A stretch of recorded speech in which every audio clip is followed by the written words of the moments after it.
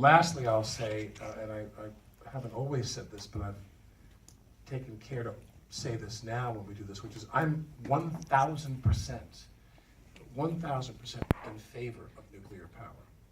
Just not the nuclear power we have now and the way we have it now. You know, really, really clean, efficient nuclear power. Now, I want to begin by talking about the film first, which was, what was the genesis of this film for you? Well, Let's start. I moved, I was living in New York City, and I moved up the river to the Hudson Valley, only about less than 20 miles away from the plant. And I just became intrigued. You know, you move to a place that's close to a nuclear power plant, and you get a pamphlet in the mail with the title, "Are you ready?"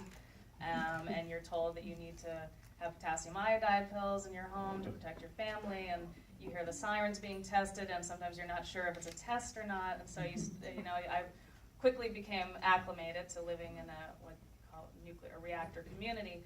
But I also became very intrigued going in and out of the city, going right by the plant, and wondering what goes on inside, and feeling that there's a lot of films about nuclear power that never actually go inside a plant and never actually show what goes on in there, who the people are who work there. And I wanted to challenge my own preconceptions. I grew up in a no-nuke family, and I felt like I wanted to see the other side. I wanted to do a balanced film. I wanted to tell their story too, while still revealing what I think are the major concerns. Now, for those of you, just to put a finer point on what I said a moment ago, you know, we live on Long Island, and evacuation plans were a critical part of nuclear power planning.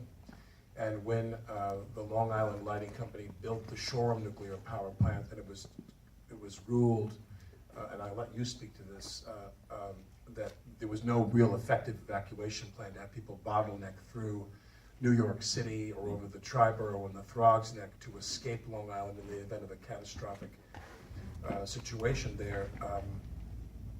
It was ruled that they were going to close down or attempt to close down Shoreham, and that got into a lengthy negotiation, stop me if I'm wrong, a lengthy negotiation with Lilco, the power company there. And as many people in the group I work with know, that Lilco kind of played a game of chicken with the ratepayers on Long Island. They said, if you're going to eat the cost of this power plant, it's going to increase exponentially once we go hot and once we go live and put the rods in the system. Are you sure you really, really, really want to pay them? Boom, they very cynically dropped the rods in, fired up the plant. Now the cost to decommission and decontaminate the plant becomes enormous. And the ratepayers of Long Island nonetheless said, we'll do that. We will amortize the cost of this over many years. They were already the highest utility ratepayers in the continental United States on Long Island. And for those who don't remember that, Lilco was a very rapacious crowd of people. And Catacosinos got a $30 million severance package when he left as the head of Lilco, when he left the company, all of which we paid for. You know, Long Island has always been reamed in the extreme when it comes to power, from Lilco and then LIPA and so forth.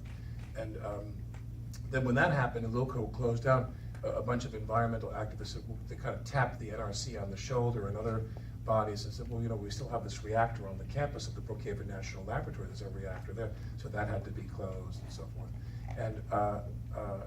And many of proponents of nuclear power, of course, say the same thing, which is, number one, that